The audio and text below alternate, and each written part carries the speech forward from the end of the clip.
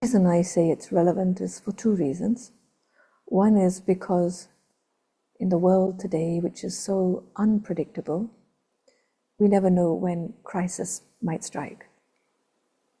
It might be a personal internal crisis, when you have all sorts of emotional ups and downs. It might be a personal external crisis, meaning a situation in your life which you really didn't predict, you didn't expect. It happened, or it's happening, and you have to deal with it. And then there is crisis on a large-scale level. It might be crisis of weather, and we've seen plenty of that this year. Nature showing that it's very, again, unpredictable. There doesn't seem to be a steady way of, understanding climate now and weather patterns. It could be another issue externally. As we see, there are many crises also happening due to changes in the political systems, the social systems, and all sorts of things that are not like the years before. And so I guess it's so relevant that the more the crises or the instability is going up in our world, this topic becomes closer to our hearts. The second reason why it's so relevant is staying calm. And for me to stay calm is not something that I learn overnight. Many of us would like to say, yes, I'm always calm. And in fact, when people come to learn meditation, one of the greatest things that they want to know is how to be peaceful. How can I stay peaceful? Because everyone is looking for a mind that is stable, peaceful, calm. That gives confidence. That makes me feel that there is a way to manage things without me having to be disturbed. No one likes to be disturbed. Who likes to be disturbed? Who likes to feel uncomfortable? Who likes to feel like the situation around my life is such that it creates inner disturbance and I'm okay with it? No. One of the greatest gifts of our life is that we want to be able to deal with everything in a strong way, in a resilient way, in a way where I stay calm, but also I create that calm in others. Or it might just be in the atmosphere. Or it might be I create a solution to manage a problem. And so this is why it's so important to understand the topic. So one of the things that I have learned during my time studying the self and learning meditation is that actually I have a lot of pre-programming inside me. And that pre-programming is one that doesn't necessarily mean that it's causing me happiness. It's not one that I created. And parts of this pre-program, the many little programs inside, are not necessarily ones that I'd like to have. So when I look at myself and I look at how I've been programmed, I can see my own reactions. I can see where and when there is disturbance. If I'm honest, then I can actually make a distinction between what someone has done and what is my response or my reaction. Especially if, any of you have been studying meditation or self-development, you will know that it takes courage and it takes patience and it also takes wisdom to look at the self, to check the self. What we usually do when something is not working for us, when life isn't, going the way we want, is invariably we say things like, well, something out there, whether a person or a situation, triggered me. So it wasn't my fault that I was not calm. The issue was with someone else. And that's the normal response that one, gives when someone says, why did you lose your temper? Or why were you unstable? Or what happened to you?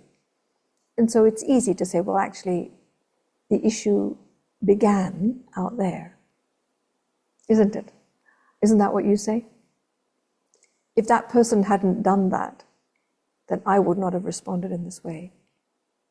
If the situation hadn't gone in this direction, then I would have been different. And that's fine. There's no denying that someone has behaved in a particular way. But I guess where it gets very tricky is understanding that ultimately my choice to respond, not respond, how I respond, is mine. When I have inner balance and inner control, then I have options. When I don't have inner balance and control, then I don't have options.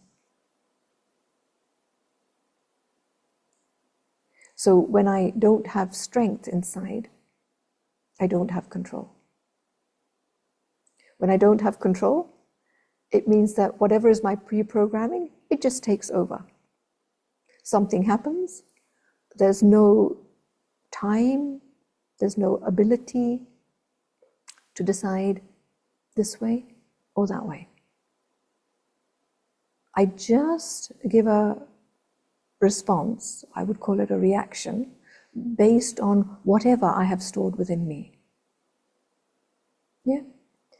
Whereas if I have inner control, which means I have inner resilience, I have inner strength, what happens is that I actually have the stability inside to pause and to think about what options are there for me to respond with. Because I have that inner control. And even if I have old programming coming up saying, oh, do this, you did this last time, I still have the ability to say, hang on, do I want to repeat what I did? Or shall I use another option? Can I choose another response? Does that make sense, what I'm saying so far? Are you with me? I don't know if you have the chance to sort of check for yourself, but so I'm just wondering if anyone wants to ask a question at this point, or if there's anything you'd like to say. Just, if you have, I can actually see here, I can see any comments that come through. So yeah, if you would like to make a comment, feel free to. But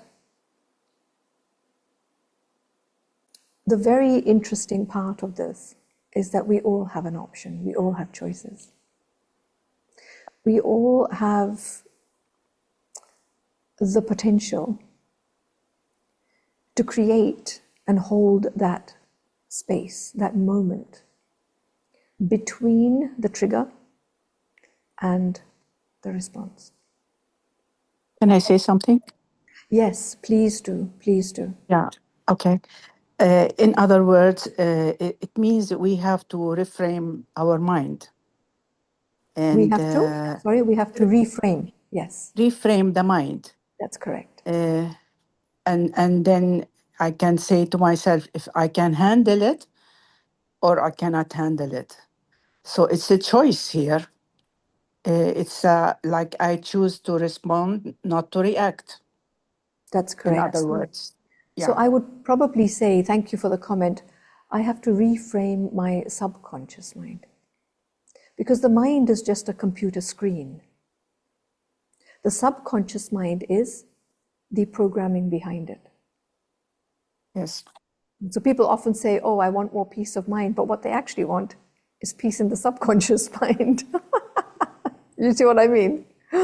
Why blame the poor mind? So, if your computer screen shows something you don't want to see, you can't say, oh, it's the screen's fault. No, it's what's happening in the hard drive, the programming, right? So, yes, so we have to reframe the subconscious mind. We kind of have to reset it. We have to reprogram it. So that was a very nice comment. But what I see happening most of the time is people falling back into their old patterns. And when people fall back into their old patterns, firstly, they don't know that that's where they are. They don't want to accept that this is my reaction.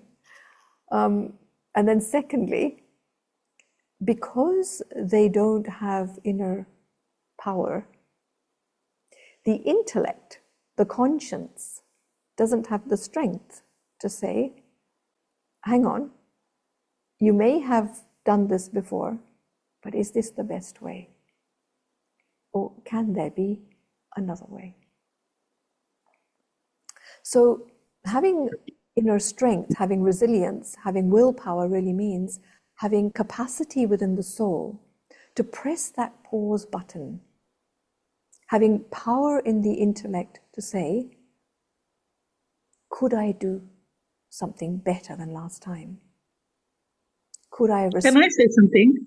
Yes, sure. Shanti Jamila here from Tunisia. Hello. I've lived in the UK twice as long as I have lived in Tunisia, but I find that when I come back to Tunisia, automatically I am reacting, so that I'm now thinking, what is the step to link up what I've learned in the mind, which is what you're saying, press the pause button. Yes. What is it that I can do to filter what I've learned in the mind into the subconscious so that I am not reacting but responding? Fabulous question. And it's so interesting. What I learned in childhood and in adolescence is so much more solid than what I'm learning now. Absolutely. It's interesting how different places, what happened in different places, is recorded inside your subconscious mind. And sometimes you may think that you've forgotten it. But if you go back to that place, just being in that place can reawaken all those memories. And all of us have phases in our life, don't we? We might have spent our childhood here. We might have spent our adolescence somewhere. We might have got married and settled down somewhere. We might be somewhere else today. Some of us have moved more than others. Even if you've been in the same city, you might have gone to primary school, then secondary school, then university. So you at least moved a little bit in your education. So every place, every phase of your life leaves an imprint.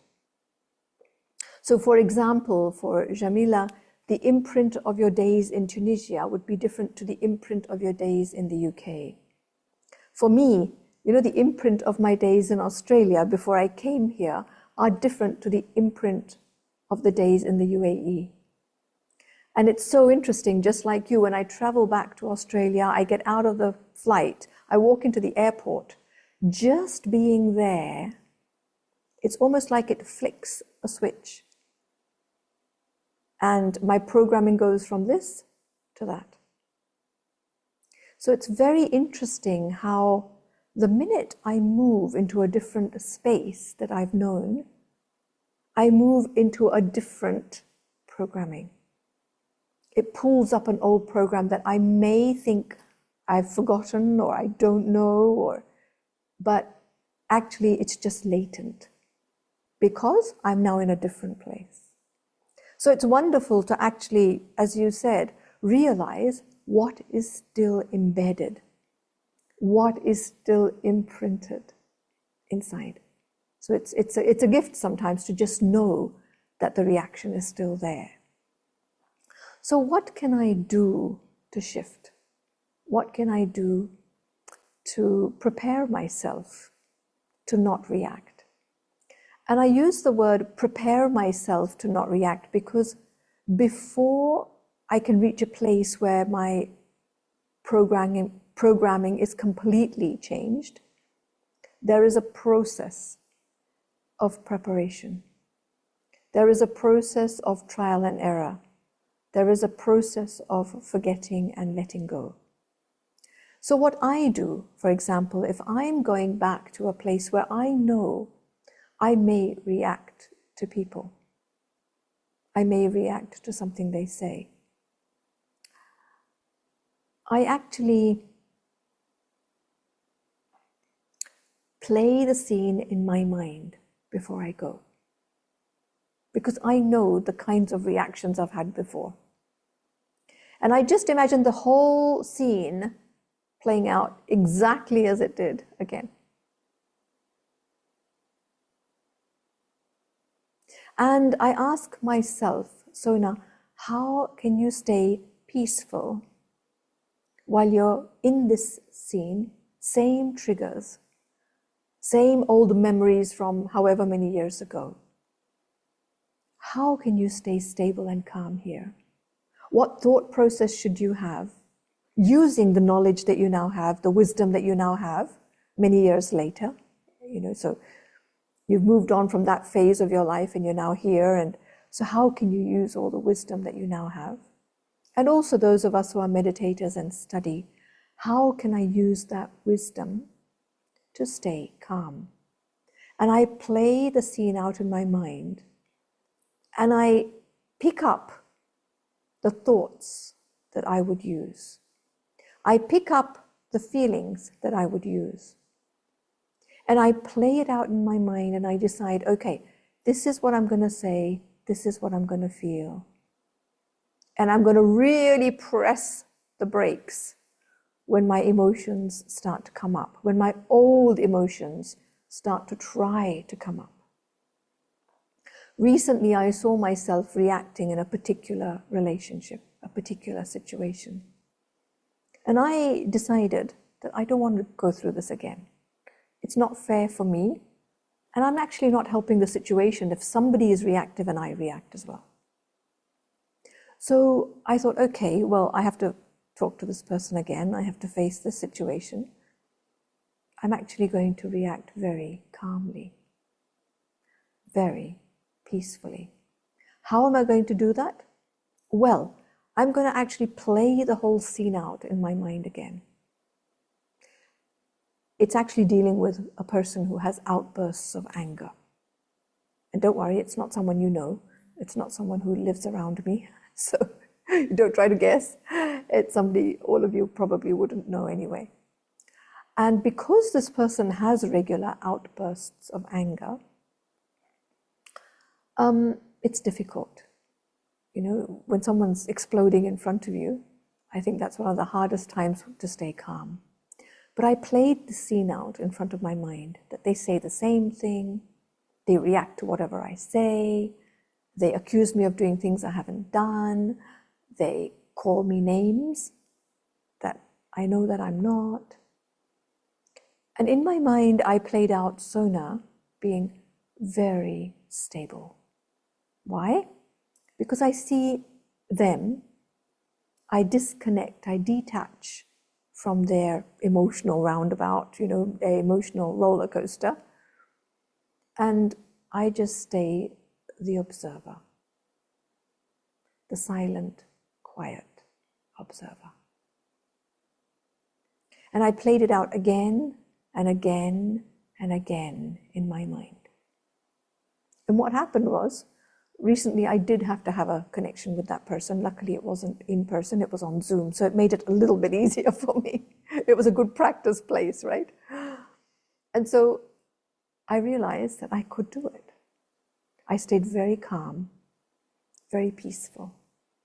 And I actually kept a little notepad next to me, so that when I felt a little bit like being triggered or agitated, I could write on that notebook, peace, peace, peace, peace.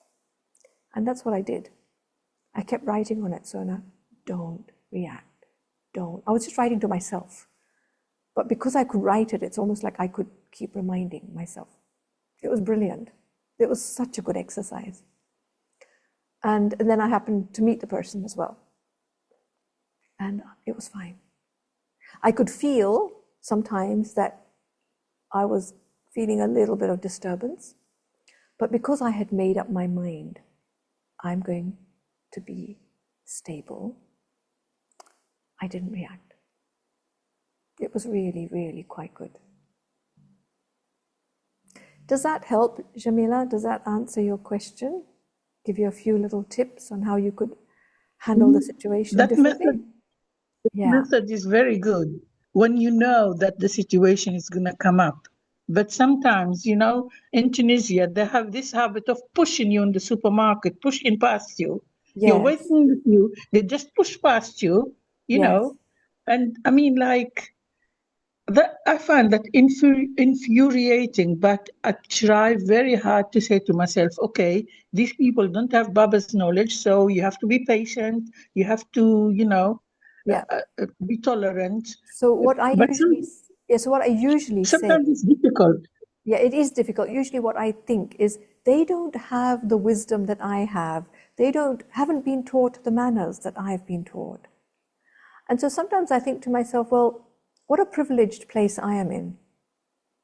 You know, when I first moved from Australia to the UAE, the driving in those days, 17 years ago in the UAE, was shocking. Now the driving in the UAE is quite amazing. You know, like they've got proper zebra crossings and people stop at the red lights and people actually give way and all of those things. But 17 years ago, honestly, I was scared to drive. And then seeing people flashing their lights behind me and the speed at which they would overtake. And, you know, they drive down the hard shoulder, which is used for emergency vehicles, just because they want to get past cars.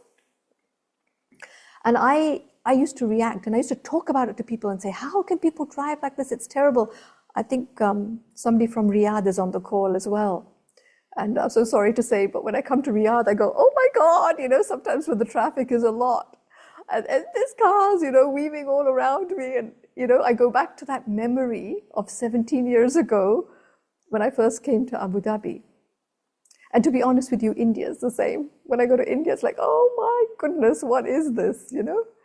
But I've learned to say to myself, so now, why do you expect them to be different? Did they have the privilege you had to be taught how to drive properly? To use indicators, to know when to give way, to understand what a zebra crossing is? They may not have known, and they may never know. So who is in a more But the thing privileged is, they place? should not be driving if they don't know all that. It is dangerous for people to drive if they don't know all those rules, because But you those see, rules are international. Jabina, what happens in many countries, you might say it's international, but the country actually gives people driving licenses, even if their driving is very mediocre, because the rules of the country are a lot looser than international ones. Right, right. You see? So I can't Yeah. blame them because they've got a driving license, they've done the right thing, they've passed the test in that place, but that doesn't mean that the standards there are the same as the standards somewhere else. Do you see what I mean? Yeah. So the Yes. manners of each place are different. Now, Yes. for example, in India, in Bombay, if you're at a bus stop, people stand in a queue because that's the culture of Bombay. The same country, you go to some other cities and people don't stand. They just push and shove. But Yes. I can't blame them because the culture of that city is different to the culture of this city, and nobody taught them what a line is, what it is to stand in a line and why it's important and how everyone will get a seat. But this way it's so much more comfortable.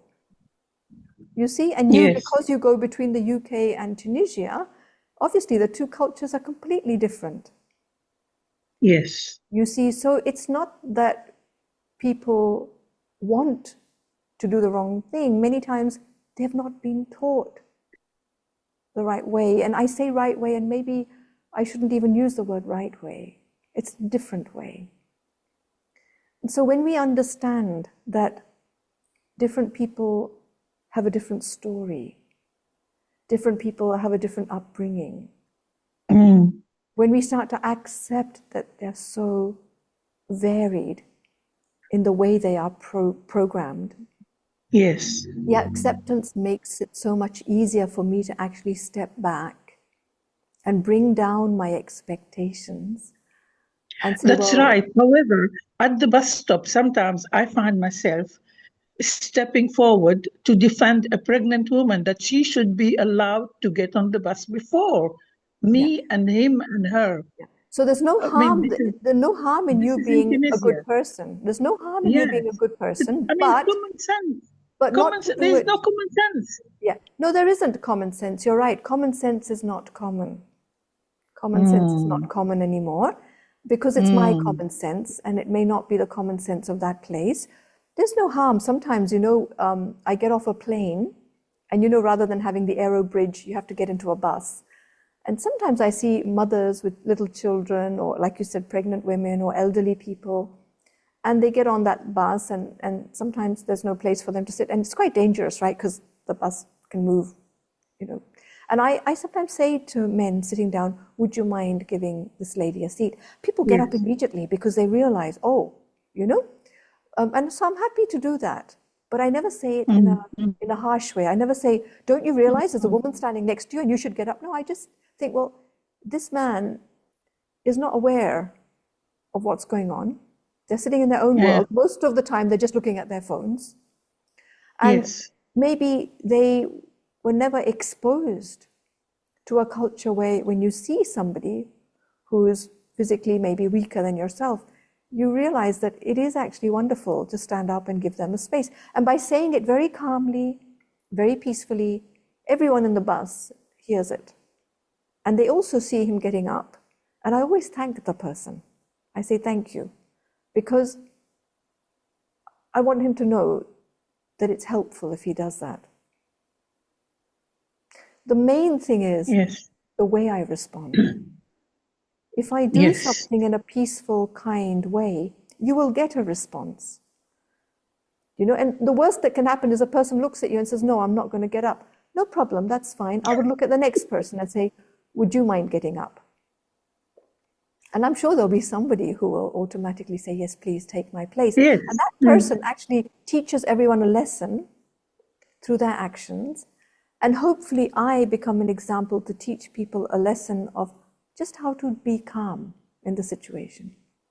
Everyone becomes helpful. Once I say, please let the pregnant woman up on the bus first, everyone becomes helpful. They pick up her bag and whatever, But before that, no one notices. It doesn't matter. It doesn't matter. It's our opportunity to say something peacefully and in a very respectful way. And hopefully, you can only hope that one person out of the 50 around you makes a note of it. And the next time they're going to take a bus, they would do what you do and help somebody out, That's so wonderful. our role is Thank not, you. that's okay. So our role is actually not to create more disturbance. No. But our role is to teach them through our peace, to teach them a mannerism, a way of behaving, but peacefully. Yes. Peacefully, always peacefully. And this is where I come back to. This may not be a crisis, but it's a situation that you're facing. And, maybe it's not a matter of life and death and it's not a huge crisis, but it is a moment of, I could do this or I could do that. Yes. I could just keep quiet, or I can take that opportunity to actually, choose a way of behaving that myself or people around me may not know. But let me always react or respond or step in with peace, calmly. For that, I need to have rehearsed the scene many times. At one point, when you repeat it again and again, it starts to actually become a habit. Your programming completely changes. And then when the next scene comes, it might be a completely different scene. It might be people standing in a supermarket queue, or it might be in a bank. You may have to say something, but you would have already rehearsed it so many times that you don't need to rehearse it anymore. because your programming has shifted and changed. Okay, so just a little bit more I'd like to say, and then I'll ask for comments and questions again. So there are 3 areas or 3 things that are actually impediments to me creating inner change. 3 things that actually stop me from programming myself differently, stepping up in my peace and calm. And one of them is me becoming careless. Careless means, sometimes you're in a comfortable situation. Like, for example, you go back to a place where you feel there's a lot more safety.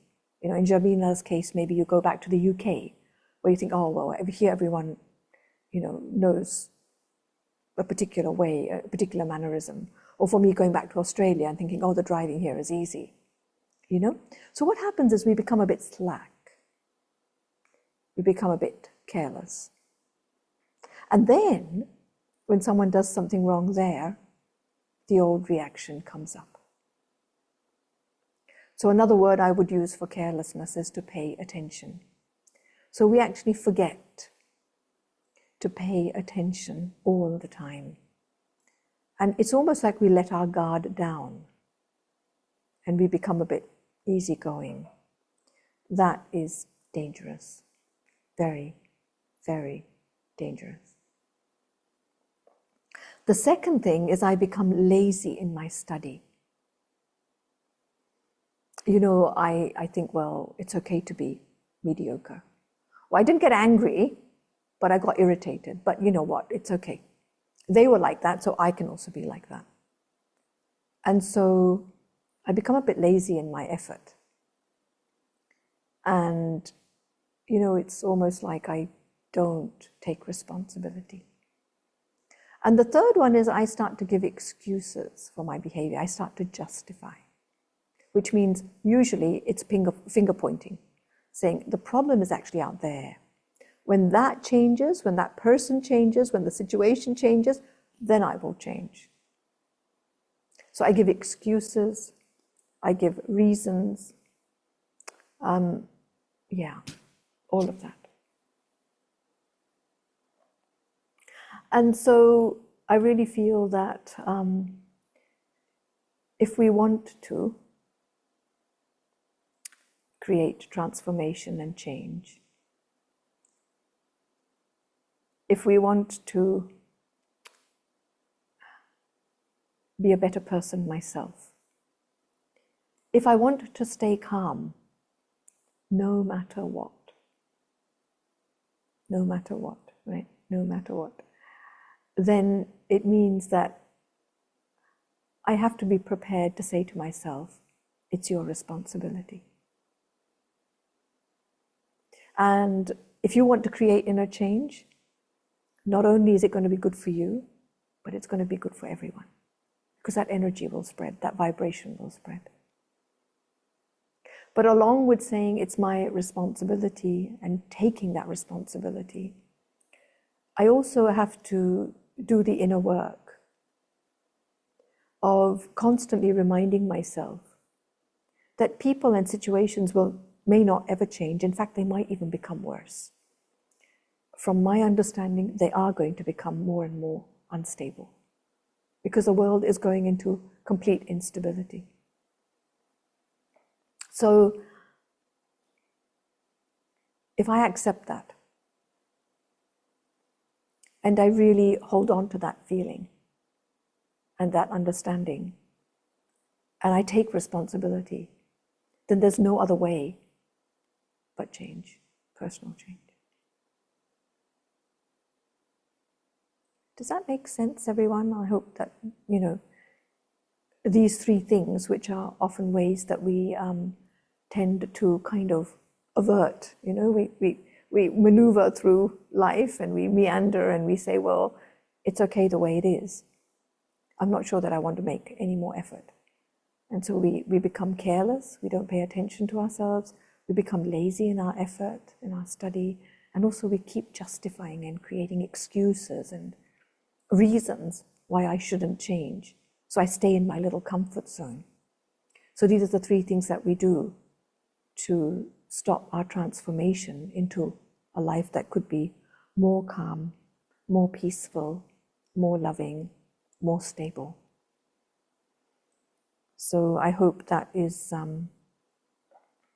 okay. And I'm wondering if anyone wants to make a comment. I mean, I've spoken for almost 45 minutes, 40 minutes. Would anyone like to ask a question or make a comment?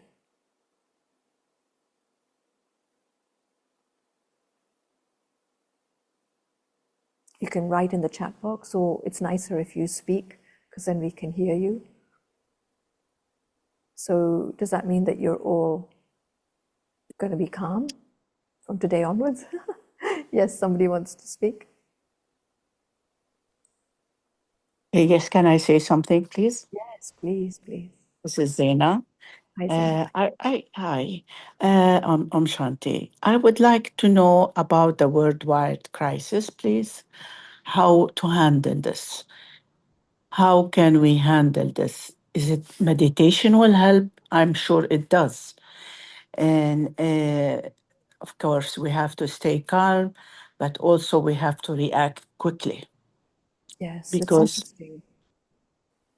We have to react quickly because, sorry, you were just finishing. yeah, because calamities might happen. Yeah, And that's why we have to act quickly. yes. We have So, to make a decision. yes, make a decision. So this is great because as I started off saying, the world situation is in a complete state of flux. You know, things that you never thought would happen here, wherever you are happening. And as I said, it could be a social situation, it could be a weather situation, it could be a political situation, it could be anything, you know. But we have all seen, I'm sure, in the last 1 year, some anomaly, some up and down, somewhere in your life. And if you haven't seen any, then honestly, it could happen anytime. So how do I deal with that? Well, you see, if I need to make a decision of what to do in an unprecedented situation, what I need the most is clarity. If I'm not clear and I'm emotional, I can never make proper decisions.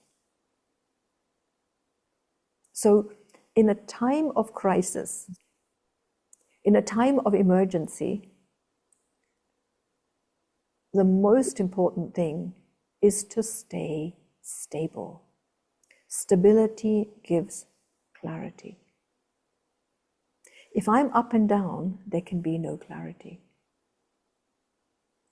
And to stay stable and to stay clear in my thinking, I actually need inner strength. It's practice, practice, practice, but also the strength to know that my stability not only will help me to create good decisions for myself, but often it will help me to also give that stability to others around me. Because if it's a social issue or something that affects everyone, not just my life, many people are going to start to become unstable, right? And often when a whole city and a whole, maybe community are unstable, that energy, we feed off each other. That energy affects everyone and makes us more unstable, right? But if one person stays stable, others feel safe, feel secure. And where there is safety and security, that clarity works wonderfully. This morning I heard something from a senior yogi where we were talking about safety, security, clarity, and she said it all boils down to faith. If I have faith that everything will work out. Secondly, if I am prepared internally to hold my inner calm, my inner peace, I know what to do. Two things go together. One is my inner preparedness. Secondly, faith. And that faith helps me to see things positively, meaning look for a positive solution. If I lose faith, I can't even see the light at the end of the tunnel.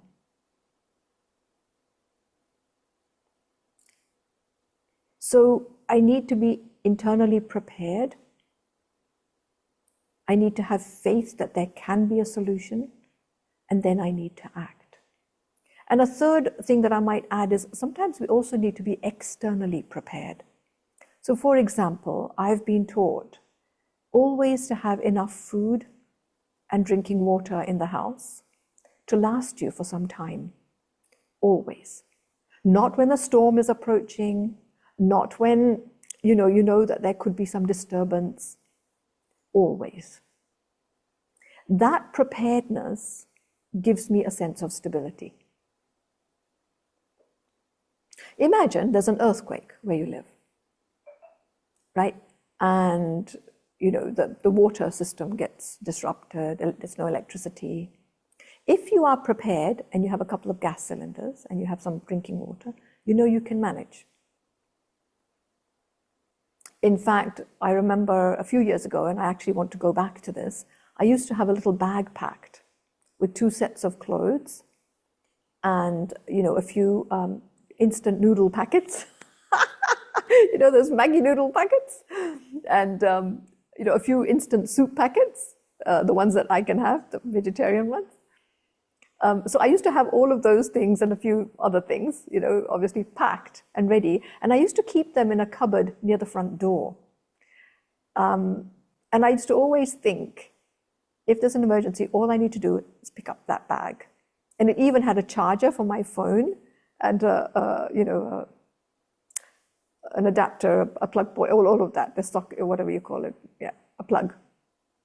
So the physical preparedness, the mental preparedness, the inner stability, and just having faith that everything will be okay. These 3 things put together means you will be stable, you'll have clarity, you'll make the right decision. Does that make sense, Zaina? Does that help? Yes, Yeah. it does. It does. Actually, I have. I had an incident when one time a little child fell into a barbecue and it was lit. And without even thinking, I rushed and I removed the charcoal from his butt where it touches his skin as a first degree. I didn't feel the heat of the charcoal because I made a very quick decision what to do. The situation is I didn't even think like, shall I let the little child take its course, or shall I rush and remove this charcoal from his pants? And I did. And I didn't feel the heat of the charcoal, and I didn't burn myself. I don't know how this happened.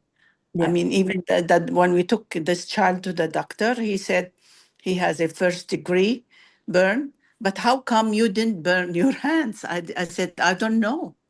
Maybe because I did a very quick decision. Yeah. So, Zaina, I would say this is your pre-programming as a mother.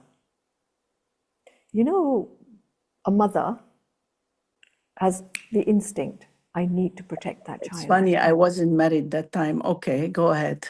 But you had that inner sort of, pre-programming to help. Okay. Not everyone would have done it. Many people would have said, oh, somebody come. They wouldn't have done it themselves, right? Some people would have said, oh, we need water. They wouldn't have actually gone in and helped. Right. This is your pre-program. Some people will panic, yes. Some people will panic, yes. Absolutely. Yeah. So you see how you have it in you. Your pre-program Exactly. was there to step in and help. Yeah, maybe. Yeah, you're right. You're right. So have Yes. faith that if you are prepared and you're doing your regular meditation and you are working on yourself, then the day there is some crisis, for lack of a better word, you will be okay. And you will handle it. And you will get the inner strength to be able to do the right thing. We kind of have to have faith in ourselves as well, that it'll all be fine. Right. Okay? Yes. Yes. All right, so is there anyone else who would like to make a comment or ask a question? Or otherwise, we can end with a few moments of meditation.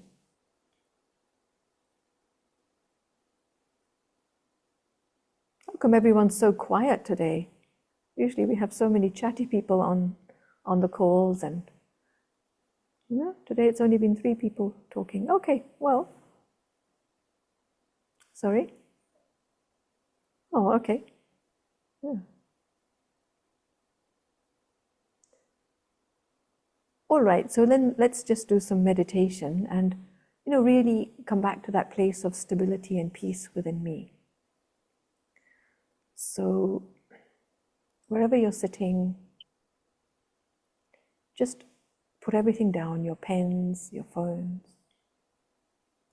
and just allow yourself to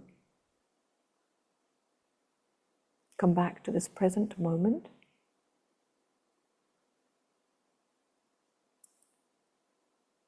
And feel your breathing.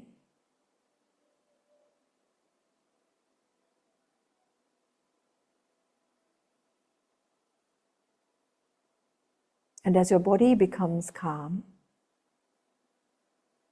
let's take a journey within. And I come back to the awareness of who I am. I, the inner self. I, the being of light.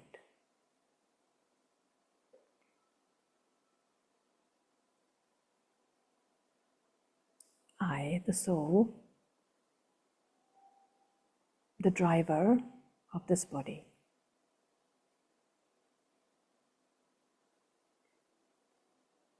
And it's so easy to remember who I really am, that inner point of consciousness. And I start to feel myself being the inner self. And somewhere deep, deep inside me,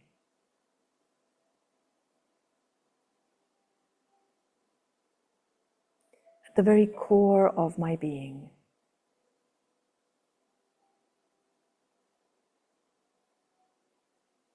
there is a very still space. A place that is not polluted with my emotions, my programming, my opinions. There is a place that is clean and pure. Bring yourself back to this place at the core of your being. It lies beneath all your programming, all the layers of the external you, your feelings, your habits.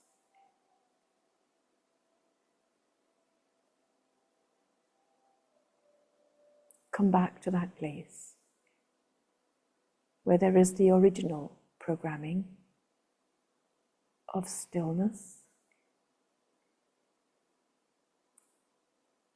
of silence,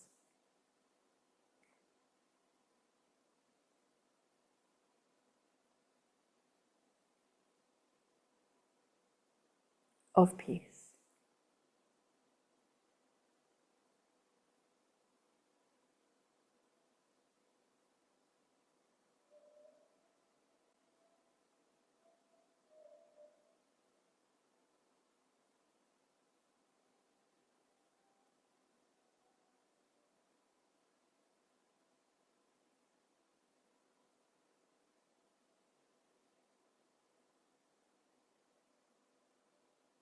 And just stay in this space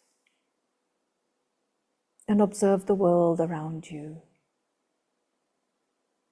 Maybe even observe the things that are unstable, the people who are unpredictable. And from this space, when you see them, it's easy to just stay still, calm, peaceful.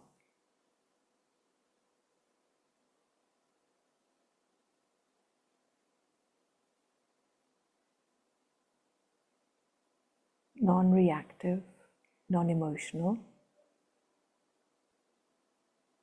But I can engage from this space in a very calm,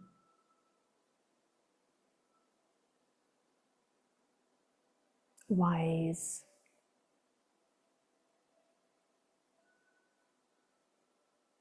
and peaceful way.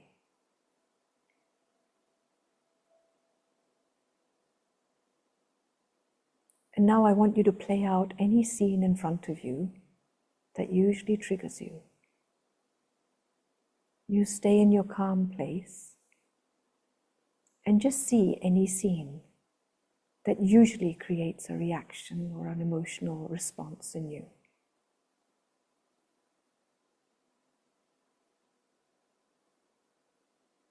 Just play out that scene and ask yourself, if I was in this place, still, quiet, calm, how could I respond differently?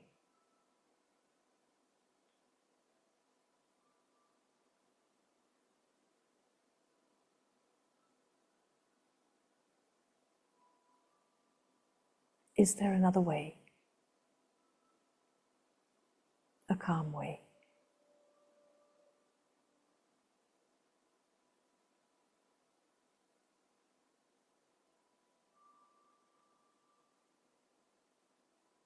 Observe yourself behaving differently, responding differently.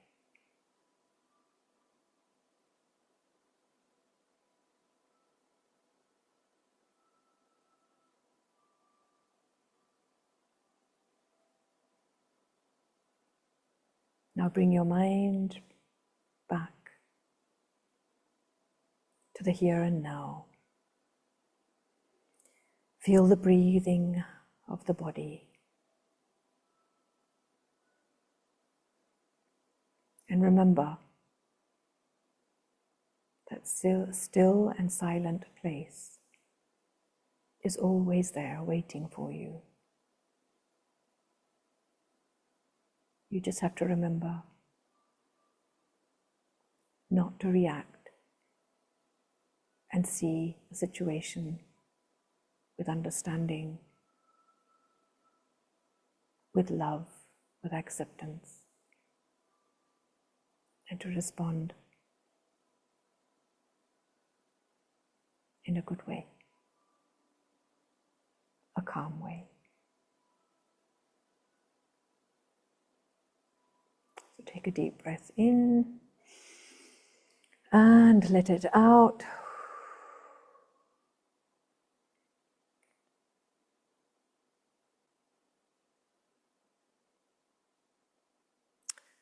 So thank you so much for joining. Really happy that you all took this time out. I know everyone's life is full of so much and time is very precious actually. So thank you. And next Saturday, just to let you know, as I see many of you who are online speak Arabic, so next Saturday's workshop is actually in Arabic, and it's by one of my colleagues who actually lives here in Inner Space Center, Rabia. So you're all very welcome to join same time, and it'll be for an hour, so please do if you speak Arabic. We'll send around the brochures very soon. So thank you for joining. Take care. Thank you, Sona.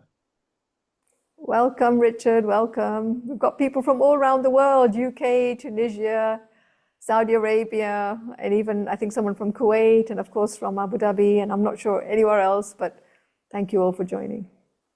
I'm here with Natasha. God bless you. You too.